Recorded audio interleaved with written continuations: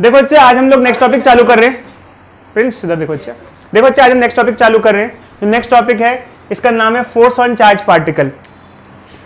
अब एक्चुअली क्या है बच्चों, इस पूरे टॉपिक का नाम है force on charge particle moving in magnetic field.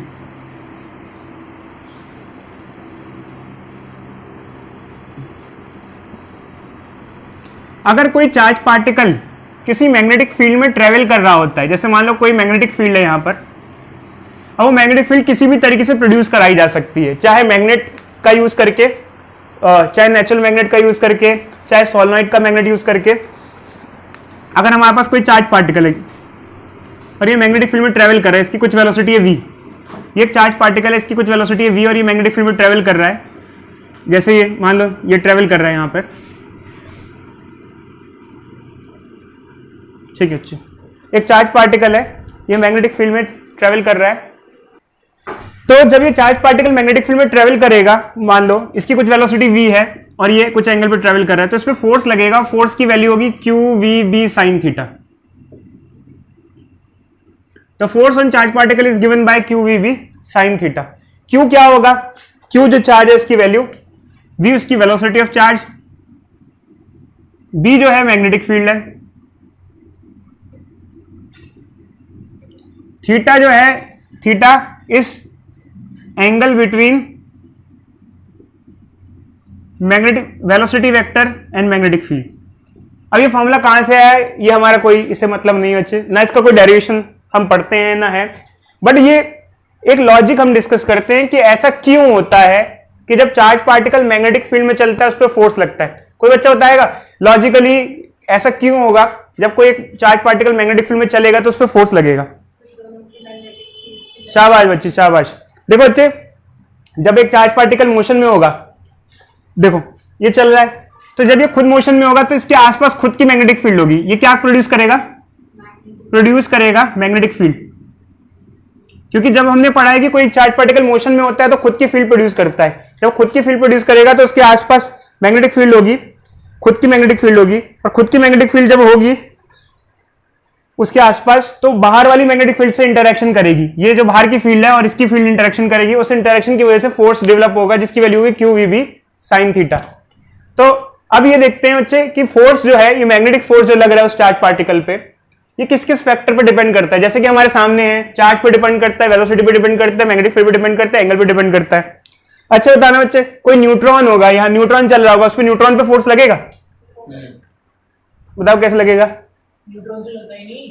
मान लो बच्चे कोई न्यूट्रॉन है, जा रहा है, उस पर मैग्नेटिक फील्ड फोर्स लगाएगी? क्यों नहीं लगाएगी बताओ बच्चे? न्यूट्रॉन न्यूट्रल होता है, न्यूट्रॉन पे कोई चार्ज नहीं होता है। इलेक्ट्रॉन जाएगा तो उस पर फोर्स लगेगा? लगेगा। प्रोटॉन जाएगा उस पर फोर्स लगेगा? लगेगा, क्योंकि प्रोटॉन चार्ज पार्टिकल होता है, इलेक्ट्रॉन चार्ज पार्टिकल होता है, न्यूट्रॉन चार्ज पार्टिकल नहीं होता है। इसमें फॉर्मूला बच्चे कुछ लॉजिक नहीं है। न्यूट्रॉन फोर्स इसलिए लगेगा, देखो बच्चे, ये जब चार्ज पार्टिकल मोशन में होगा, जब कोई चार्ज पार्टिकल, हमने इस चैप्टर का नाम पढ़ा है, इसका नाम है मूविंग चार्ज एंड मैग्नेटिज्म। जब कोई चार्ज मूविंग होता है तो उसके आसपास क्या प्रोड्यूस होती है? Magnetic field. तो जब इसके आसपास फील्ड प्रोड्यूस होगी और ये बाहर की फील्ड है जिसमें इसको रखा गया है, दोनों के बीच में क्या होगा? इंटरेक्शन होगा। क्या होगा? टक्कर तो नहीं कह सकते, इंटरेक्शन होता है, और उस इंटरेक्शन की वजह से इस पर फोर्स लगता है। बस इतना सा लॉजिक है बच्चे। When charge particle travels in magnetic field, जब वो ट्रेवल करता है मैग्नेटिक फील्ड में, तो उसकी खुद की जो मैग्नेटिक फील्ड प्रोड्यूस हो रही है, क्योंकि जब वो चल रहा है, जब वो चलेगा, तो हमने पढ़ा है, चैप्टर का नाम क्या है बच्चे? Moving charge and magnetism. इसका मतलब क्या है? जब कोई चार्ज मोशन में होता है तो उसके आसपास खुद की मैग्नेटिक फील्ड प्रोड्यूस होती है, खुद की और बाहर की, दोनों क्या करेंगे? आपस में इंटरेक्शन करेंगे, और इंटरेक्शन की वजह से उसमें फोर्स लगेगा, और फोर्स के लिए होगी q v b sin theta. तो ये इन फैक्टर पे डिपेंड करता है। क्या कभी ऐसा हो सकता है कोई चार्ज पार्टिकल मैग्नेटिक फील्ड में चल रहा हो, चलने के बाद भी उस पर फोर्स ना लगे? बताओ कैसे, बताओ बच्चे? शाबाश बच्चे, वेरी गुड। देखो बच्चे, अगर यहां पर देखा, आप देखो तो यहाँ जो मैग्नेटिक फोर्स है, जो फोर्स है, ये एंगल पे डिपेंडेंट है, थीटा। जब कभी साइन थीटा 0 हो जाए, साइन थीटा 0 कब कब हो सकता है? जब थीटा या तो 0 डिग्री हो और 180 डिग्री हो। इन दोनों केसेस में चार्ज पार्टिकल चलने के बावजूद भी, चार्ज पार्टिकल मैग्नेटिक फील्ड में चल भी रहा है, फिर भी उस पर फोर्स क्या होगा? 0 होगा, क्योंकि साइन 0 क्या होता है? 0 होता है। क्या केसेस होंगे वो? एक ऐसा केस हो जाएगा, देखो चार्ज पार्टिकल यूं जा रहा है, इसमें कितना एंगल बन रहा है? वेलोसिटी भी इधर है, मैग्नेटिक फील्ड भी इधर है, ये 0 डिग्री हो गया। ये पैरेलल मूव कर रहा है, पैरेलल, और ये अपोजिट जा रहा है, इसे कहेंगे एंटी पैरेलल। तो इन दोनों केसेस में चार्ज पार्टिकल पे फोर्स क्या होगा? 0 होगा। ऑल दो मैग्नेटिक फील्ड में चल रहे हैं बट फिर भी उन पे फोर्स नहीं लग रहा है, चलने के बावजूद भी उन पे फोर्स एक्ट नहीं कर रहा है। समझे या नहीं समझे बच्चे? बताओ। देखो बच्चे दोबारा बता देते हैं। एक्चुअली क्या है कि जब चार्ज पार्टिकल मैग्नेटिक फील्ड में चल रहा है तो क्या कभी ऐसा हो सकता है कि चलने के बावजूद भी उस पर फोर्स ना लगे? एक मिनट दोबारा से अच्छे से लिख देते हैं बच्चे। देखो बच्चे, अगर थीटा 0 डिग्री हो और थीटा 180 डिग्री हो, तो अगर थीटा 0 या 180 होता है तो साइन थीटा उस केस में 0 हो जाता है, और अगर साइन थीटा 0 हो जाएगा, तो फोर्स की वैल्यू भी क्या हो जाएगी? 0 हो जाएगी। तो अगर कोई चार्ज पार्टिकल मैग्नेटिक फील्ड में चल रहा हो, वो मैग्नेटिक फील्ड से 0 डिग्री एंगल बना रहा हो या 180 डिग्री एंगल बना रहा हो, दोनों ही केस में फोर्स क्या होता है? 0 होता है बच्चे। Either charge particle is moving parallel to magnetic field और charge particle is moving anti parallel to magnetic field. In both cases the net force on charge particle will be 0। समझे या नहीं समझे बच्चे? बोलो। देखो बच्चे, एक्चुअल में क्या होता है कि जो फॉर्मूला है physical to q v B sine theta, इसको हम वेक्टर फॉर्म में भी लिखते हैं, और वेक्टर फॉर्म में ये जो फॉर्मूला बन जाता है,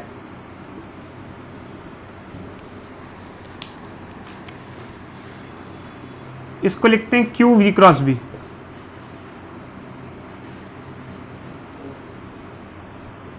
सॉरी, क्यू पे वेक्टर नहीं लिख सकता, वी क्रॉस बी।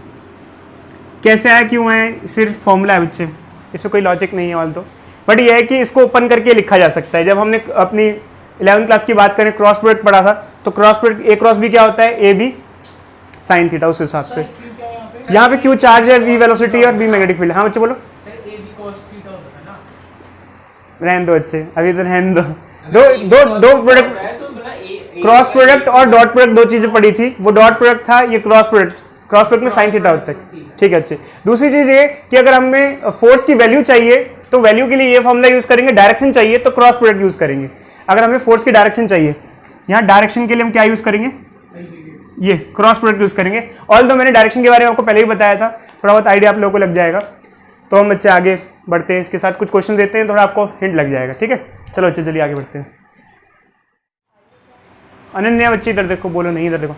देखो बच्चे, हमारे पास ये क्वेश्चन है, बोलो नहीं बच्चों, मैं बोलता हूँ, इधर देखो बच्चे, इधर। हाँ देखो बच्चे, हमारे पास बोर्ड पे क्वेश्चन है और ये हमारे एक चार्ज पार्टिकल है, मैग्नेटिक फील्ड में ट्रैवल कर रहा है। पूछा गया है कि इस पे फोर्स कितना होगा, उसकी डायरेक्शन कितनी होगी। तो अगर हमें वेक्टर फॉर्म में चाहिए तो we can use directly this formula.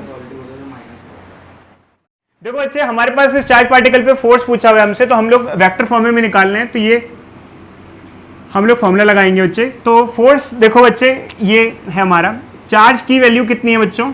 -2 coulomb, -2। क्योंकि एक्चुअली क्या है, चार्ज की वैल्यू में साइन पुट करना बहुत जरूरी है। कोई बच्चा सोचे कि साइन नहीं पुट करना बहुत जरूरी है बच्चों। यहाँ पर अगर गलती कर दी आपने चार्ज का साइन ना पुट करके, तो आपका आंसर बिल्कुल चेंज हो जाएगा। समझे बच्चों? इधर देखो, वेलोसिटी कितनी है बच्चे? इधर देखो 2 क्या लिखूं बच्चे? आई या जे, क्या लगाऊं बच्चे? बताओ, कोई बच्चा बताएगा? बताओ। आई सर, जे बताओ क्यों बच्चे? जे कैसे? सर वाई की तरफ तो जे। देखो बच्चे, चार्ज पार्टिकल ऊपर जा रहा है, ऊपर मतलब किधर जा रहा है? वाई। हमने ऐसा कोऑर्डिनेट सिस्टम लिया है, ऊपर मतलब वाई, वाई मतलब कि जे क्या? ठीक है बच्चे। मैग्नेटिक फील्ड किधर है? मैग्नेटिक फील्ड इधर है, तो मैग्नेटिक फील्ड कितनी है? 10। और वैल्यू कितनी बच्चे? ये एक्स डायरेक्शन में इधर जा रही है, मैग्नेटिक फील्ड इधर जा रही है, तो क्या होगा? आई कैप। तो बच्चे हम क्या करते हैं, पहले सारी वैल्यू निकाल लेते हैं। 2 ये मल्टीप्लाई हो रहा है, कितना हो जाएगा? 2 20 40। नेगेटिव साइन यहां रहेगा। और हमें क्या करना है, किसको मल्टीप्लाई करना है? जे क्रॉस आई। अब देखो हमने आई जे के सर्कल पढ़ा था बच्चे, आई जे के सर्कल पढ़ा था अपनी 11th क्लास में। नहीं भी पढ़ा तो देखो बच्चे, जे से अगर आई जाएंगे तो उल्टा सर्कल में जा रहे हैं, तो हमें क्या मिलेगा? माइनस के। तो ये माइनस के आ जाएगा बच्चे। और अब आप इसको आगे सिंप्लीफाई करो, ये पहले से ही नेगेटिव साइन है, -40 माइनस के, तो माइनस माइनस प्लस हो जाएगा, फोर्स जो हो जाएगा 40 के। ये हमारे पास वैल्यू आ जाएगी और आंसर यूनिट जो कि न्यूटन होगी। अब रही बात, कई बच्चे कहते हैं सर इसमें एक रूल भी था, फ्लेमिंग्स रूल, क्या वो भी लगा सकते हैं? बिल्कुल लगा सकते हो। कौन सा रूल था, याद है? Fleming's left hand rule, father mother child FMI, पता है बच्चे, ये भी लगा सकते हो ये वाला। ये कैसे सर? कैसे बताते हैं, एक मिनट देखते जाओ बच्चे, इधर देखते जाओ। इसमें क्या था, F force, M magnetic field, I for current, ये था। एक मिनट मैं लगा के दिखाता हूँ अच्छे से देखना, कोई बीच में बोलेगा नहीं, बस ध्यान से सुनते रहो। इधर देखो बच्चे, इधर देखो, हाँ एक मिनट देखो बच्चे। तो देखो बच्चे एक्चुअली क्या है, FMI, अगर चार्ज पार्टिकल ऊपर जा रहा है तो करंट ऊपर होगा या नीचे होगा? ये नेगेटिव चार्ज पार्टिकल है, नीचे होगा। देखो बच्चे हमेशा जो करंट की डायरेक्शन होती है वो पॉजिटिव चार्ज की मोशन की डायरेक्शन ली जाती है। अगर ये पॉजिटिव चार्ज होता है और ये ऊपर जा रहा होता तो करंट ऊपर जा रहा होता, बट नेगेटिव चार्ज ऊपर जा रहा है तो करंट, इसका मतलब कहां जा रहा है, नीचे जा रहा है। ये ध्यान रखना बच्चे। इधर देखो हरी, FMI, तो आई किधर है, इधर करंट, देखो FMI, father mother and I, ऐसे बोलते थे ना बच्चे, FMI, FMI,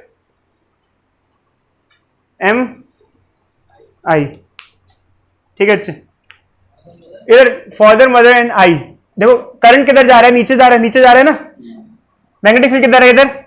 फोर्स किधर लगेगा, इधर। इधर मतलब आउटसाइड, आउटसाइड मतलब पॉजिटिव के, ये क्यों कि पॉजिटिव के, तो इससे भी कर सकते हो। बट एक्चुअली क्या है कि इसको इंप्लीमेंट करने में ज्यादा दिक्कतें आती हैं, तो इसलिए हम लोग यहाँ पे लगा रहे हैं। ये पकड़े भी जा सकते हैं, ऐसे ऐसे कर रहे हो तो सोचे टीचर, हाँ करंट की डायरेक्शन वाला बस फिर से बता देते हैं। देखो बच्चे मैं फिर से बता रहा हूं, ध्यान से सुनना। जिस डायरेक्शन में पॉजिटिव चार्ज जा रहा होता है उस डायरेक्शन को करंट की डायरेक्शन लेते हैं। ये कौन सा चार्ज है, पॉजिटिव नेगेटिव? नेगेटिव। अगर ये पॉजिटिव चार्ज होता तो करंट की डायरेक्शन किधर ली जाती, ऊपर।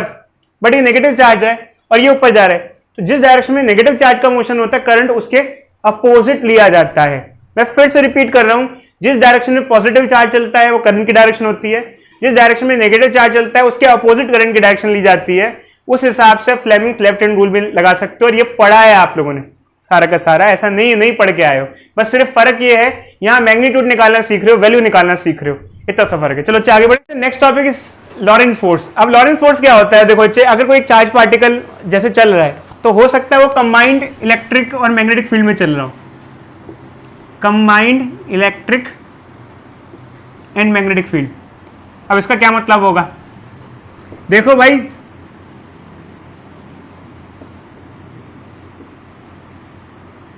कोई charge particle combined electric and magnetic field में जब चलता है, इधर देखो बच्चे बोर्ड पे, तो उस पर दो फोर्स लग सकते हैं, एक इलेक्ट्रिक वाला भी और एक मैग्नेटिक वाला भी। अभी हमने देखा, देखो बच्चे फोर्थ चैप्टर में हम ये देखते हैं, अभी हमने फोर्थ चैप्टर में देखा कोई चार्ज पार्टिकल मैग्नेटिक फील्ड में चल रहा हो तो उस पर फोर्स कितना होता है, QEB साइन थीटा। बस एक चीज का ध्यान रखना, अगर चल रहा हो मोशन में हो तो, क्योंकि अगर चार्ज पार्टिकल अगर रेस्ट पे हो जाएगा, जैसे मान लो अगर ये रेस्ट पे रखा है मैग्नेटिक फील्ड में, तो क्या इस पर कोई फोर्स लगेगा? दोनों लॉजिक से बताओ, एक तो मैथमेटिकली बताओ। नहीं लगेगा सर। मैथमेटिकली क्यों नहीं लगेगा? सर लगना तो चाहिए अगर रेस्ट पे, मैथमेटिकली क्यों नहीं लगेगा? सर क्योंकि V0। शाबाश बच्चे, वेरी गुड। मैथमेटिकली इसलिए लगेगा क्योंकि रेस्ट पे तो वेलोसिटी क्या हो जाएगी, 0 हो जाएगी, तो मैथमेटिकली तो इस तरीके से हो जाएगा। फिजिक्स की पॉइंट ऑफ व्यू से क्यों नहीं लगेगा? क्योंकि अगर चार्ज पार्टिकल रेस्ट पे है तो अपने आसपास फील्ड प्रोड्यूस नहीं करेगा। जब चार्ज पार्टिकल मोशन में होता है तभी वो फील्ड प्रोड्यूस करता है। आप किसी चीज को मैग्नेट की उसके डायमीटर मतलब जहां तक उसकी फोर्स है उसके बीच में रखो, उसमें देखो बच्चे मैग्नेट नहीं है, ये मैग्नेट तब बनता है जब वो चलता है, जब ये मूव करता है। अभी ये मैग्नेट नहीं है, अब कर रखा तो आपने मैग्नेटिक फील्ड में। हाँ, बट फिर भी इस पे कुछ नहीं होगा।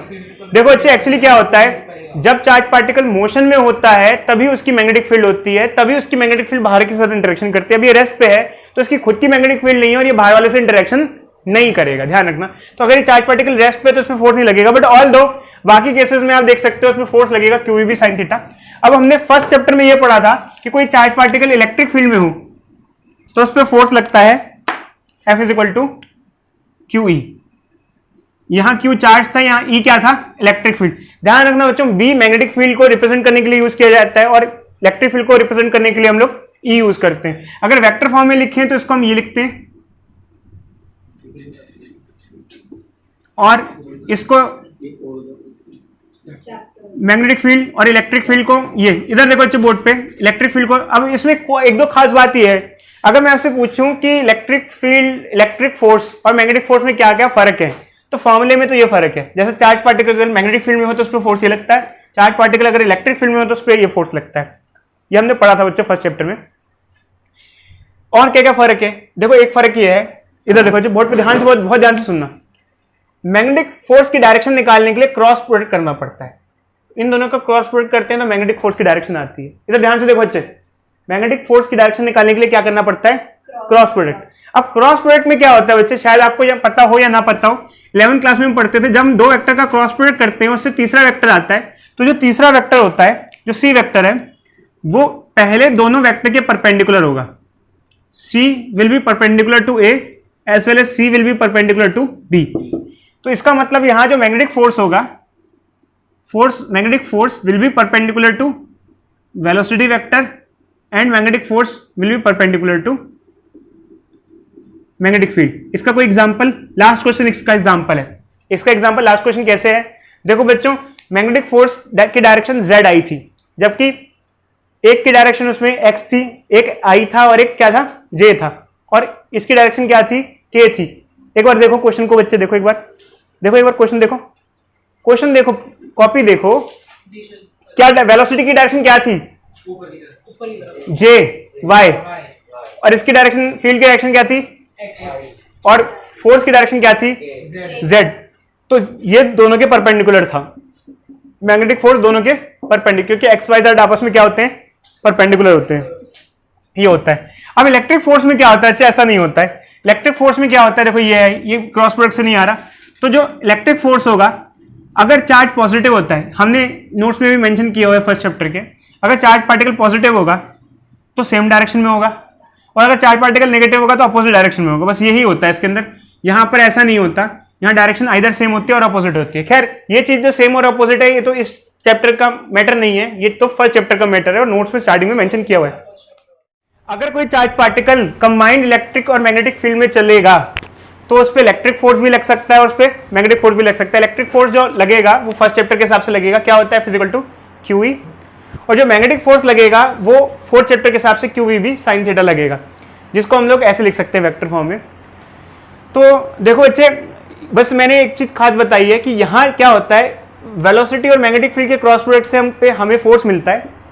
तो जब हम क्रॉस प्रोडक्ट पढ़ते हैं, जैसे ए और बी का क्रॉस प्रोडक्ट सी देता है, तो जो सी होगा वो ए से और बी से दोनों से परपेंडिकुलर होता है। ऐसे हम लोग क्रॉस प्रोडक्ट में पढ़ते थे 11th क्लास में, ये हम पढ़ते थे कि अगर हम दो वेक्टर का क्रॉस प्रोडक्ट करें तो जो थर्ड वेक्टर आएगा वो दोनों वेक्टर के क्या होगा, परपेंडिकुलर होगा।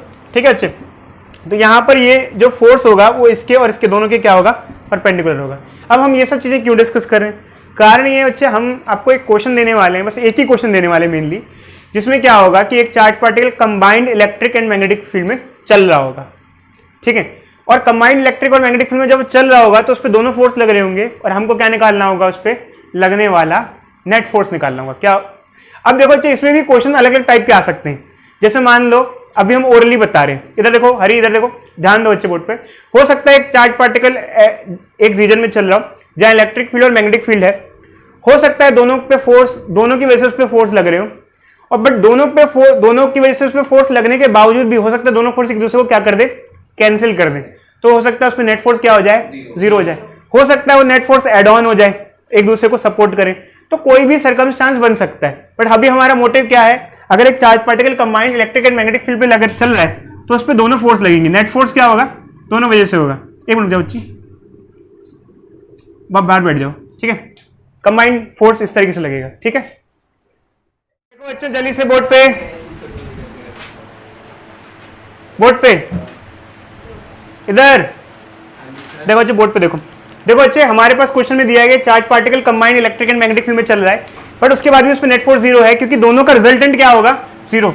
अगर देखा जाए बच्चे, इस पर नेट फोर्स लग रहा है हमारे पास, नेट फोर्स दोनों का वेक्टर सम होगा, इलेक्ट्रिक फोर्स भी और मैग्नेटिक फोर्स भी, और दोनों का नेट सम क्या है, जीरो है, electric force plus magnetic force. ठीक है, तो ऑब्वियसली बात है, हम एक काम करते हैं, इसको हम किसी को भी इधर ले जाते हैं, तो इससे इलेक्ट्रिक फोर्स क्या आ जाएगा, माइनस ऑफ मैग्नेटिक फोर्स।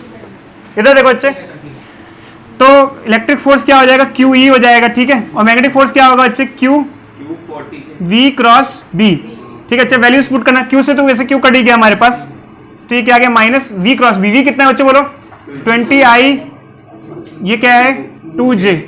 ठीक है बच्चों, 20 और 2 क्या हो जाएगा बच्चों? 40। पहले इसको बाहर निकाल लेते हैं, -40 और I क्रॉस J क्या हो जाएगा? K हो जाएगा। कोई डाउट किसी बच्चे को? न्यूटन पर कूलम। बहुत अच्छी बात है बच्चों, मुझे अच्छा लगा आप लोगों ने किया, बहुत अच्छी बात है, बहुत अच्छा लगा आप लोगों ने इसे कर लिया और बहुत ही अच्छी बात है। डायरेक्शन इसकी क्या होगी? आ तो गई बच्चे, माइनस के मतलब इनसाइड इनटू द प्लेन। बहुत अच्छी बात है बच्चे, आप लोगों ने निकाल लिया, बहुत अच्छी बात है। चलो बच्चे एक और क्वेश्चन देते हैं। कर लेते हैं। हाँ, कर लेते हैं। देखो बच्चों बोर्ड पे हमारे पास एक क्वेश्चन दे रखा है, एक चार्ज पार्टिकल है 2 कूलम का, वो combined electric and magnetic field में रखा हुआ है। मैग्नेटिक फील्ड 3 टेस्ला की है और वेलोसिटी 2I मीटर पर सेकंड दे रखी है और इलेक्ट्रिक फील्ड दे रखी है -10 न्यूटन पर कूलम के। इधर अब इस क्वेश्चन में पूछा है नेट फोर्स ऑन पार्टिकल क्या होगा। ऑब्वियसली बात है, जब charge particle combined electric and magnetic field में चल रहा है तो उस पर कंबाइंड फोर्स लगेगा और जो नेट फोर्स होगा उसका फॉर्मूला क्या होता है बच्चों? बोलो जल्दी से, क्या होगा? FE + FM। FE की वैल्यू क्या होती है बच्चे? FE क्या होता है बोलो? QE। Q कितना है बोलो? 2 और E कितना है? -10 K। और FM कितना होगा? FM के लिए क्या होगा? QV, V cross V। Q कितना है? 2। V कितना है? 2I क्रॉस क्या हो जाएगा? 3J। इसको सिंप्लीफाई करते हैं, कितना आएगा बोलो? -20 K। ये कितना आएगा? 2 4 12। I क्रॉस ये क्या होता है? K। कितना आ जाएगा ये? शाबाश बच्चों, वेरी गुड, बहुत बढ़िया, न्यूटन में आ जाएगा आंसर। अब सेकंड क्वेश्चन ये दे रखा है, एक चार्ज पार्टिकल है, इसमें नेट फोर्स बताना है, इसका मैग्नीट्यूड 2 कूलम है, मैग्नेटिक फील्ड 2 टेस्ला की है। तो फोर्स का फॉर्मूला बच्चे क्या होता है? QEB sin थीटा, क्योंकि यहाँ एंगल दे रखा है। तो चार्ज कितना है बोलो? 2 कूलम। वेलोसिटी कितनी नहीं दी तो मान लो कुछ दे रखी है, 2 मीटर पर सेकंड मान लो दे रखी है 2। मैग्नेटिक फील्ड कितनी है? 2। साइन कितना लेंगे? 30। साइन 30 कितना होता है? हाफ। कौन सी दुनिया में हो बच्चे? भाई कहां से जंप कूद करके आए हो? 4 न्यूटन आ जाएगा। अब डायरेक्शन की अगर बात करें, देखो जी डायरेक्शन के लिए हम क्रॉस प्रोडक्ट में यूज करते हैं। देखो जैसे ये देखो बच्चे, ये V है और ये B है, डायरेक्शन कैसे निकलती है? इधर देखो बच्चे, बोर्ड पे बहुत ध्यान से समझना, बाद में पूछते रहोगे वरना सर कैसे निकला कैसे निकला, हमने क्रॉस प्रोडक्ट सीखा नहीं है, हमको समझा दो सर। देखो बच्चे क्रॉस प्रोडक्ट में क्या होता है? V से B की तरफ हाथ को कर्ल करते हैं, ये भी तरीका होता है डायरेक्शन निकालने के लिए। एक तो IJ के तरीका भी बताया था, I और J वाला, इधर देखो बच्चे IJ के वाला भी बताया था, और एक ये भी होता है V से B की तरफ ऐसे कर्ल करो, जो थंब होगा वो आपको तीसरे वेक्टर की डायरेक्शन देगा, तो आउटवर्ड आएगा, तो यहाँ K हो जाएगा। और रही बात ये कैसे आया ये वाला रूल, भाई इसके लिए क्रॉस प्रोडक्ट देखो, 11 क्लास का जाके क्रॉस प्रोडक्ट देखो, हम इतना बच्चे नहीं कर सकते इस टाइम पे।